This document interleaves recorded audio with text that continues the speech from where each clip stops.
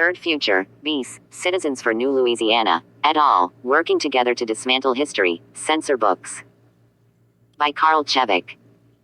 If you haven't been paying attention, you may want to begin watching public education in Louisiana for a tendency to cater to the right-wing extremists. Said another way, we may be seeing the first indications of Louisiana public education following in the footsteps of Florida, which many will agree, has recently gone off the rails. First came the maniac push to censor books in school and public libraries by an organization calling itself Citizens for a New Louisiana, but believed by some to be financed by ultra-conservative Republicans in the Washington, D.C. Virginia area. It's the same group that has crashed the Livingston Parish Party by first injecting itself into the created crisis du jour of inappropriate library books, and most recently the race for state senate by slamming state rep Buddy Mincy, most likely on behalf of his opponent, state rep Valerie Hodge. Regardless, a classic example of misleading, dirty politics of half-truths and outright distortions. Noticeably nothing positive about Hodges, just negatives about Mincy.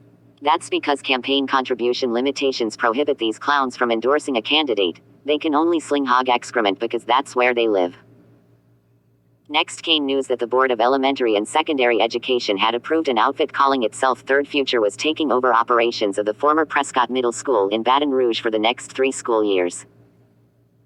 Then, on July 24th, Louisiana Superintendent of Education CADE BRUMLEY gave an address at the regular meeting of the Baton Rouge chapter of Moms for Liberty. So, what's the big deal about Third Future taking over a single school, a failing school at that? And what's so bad about giving a speech to a group with the benign-sounding name Moms for Liberty? Maybe nothing and maybe a lot. More recently, on July 27th to be exact, it was announced that the Houston Independent School District, HISD, Texas's largest school district, has given the axe to 28 ACUL librarians and will convert the libraries to behavior centers. And what's so bad about giving a speech to a group with the benign-sounding name Moms for Liberty?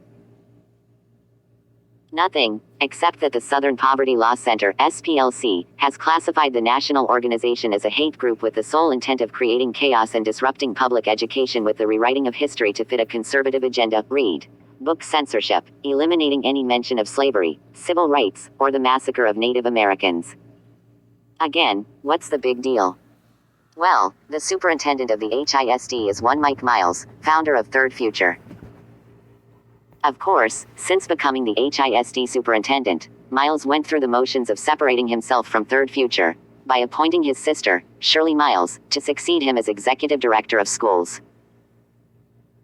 That's the same Shirley Miles who, while in her previous job as director of the Department of Defense Education Activity, was accused of misconduct in a 75-page report that alleged that she flim-flammed her employer, i.e. taxpayers, out of payments to which she was not entitled.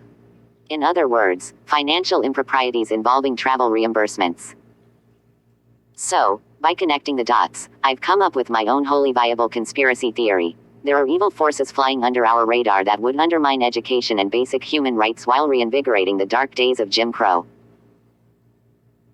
CADE BRUMLEY, as head of Louisiana Public Schools, the Board of Elementary and Secondary Education, Moms for Liberty, Citizens for a New Louisiana, and Third Future are all working in concert to totally revamp public education in Louisiana, and not for the overall improvement of education itself, but for the advancement of a political agenda that censors textbooks and library books while completely rewriting American history.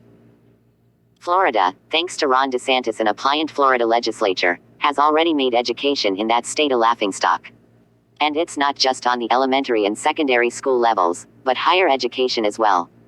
As a result, professors and public school teachers in that state are exiting the profession in staggering numbers. The same fate awaits Louisiana if we allow this silent, but insidious, movement to flourish here,